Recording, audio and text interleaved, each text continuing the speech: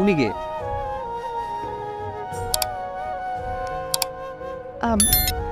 কি ভাইয়া, কোনো হেল্প লাগবে নাকি? না আবির, ও হচ্ছে মিলন, আমার গ্রামের বাড়ি থেকে আসছে। আমার বাবার আন্ডারে ওর ওর বাবা আর ওর কাজ করে। ও আই সি। ওই যে ওর বোনের কিছু টাকা লাগতো, ওর বোনের এক্সামটা সামনে, এই জন্য আসছে আর কি। একটা মিনিট, না এই টাকাটা রাখো। নিন নিন। আর কিছু দরকার পড়লে আমাকে জানাও। যদি ভাইয়া শোনো,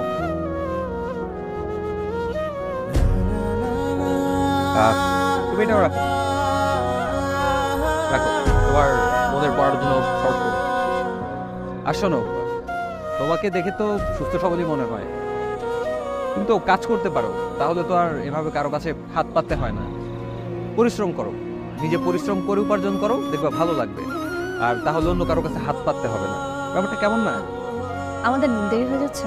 চলো।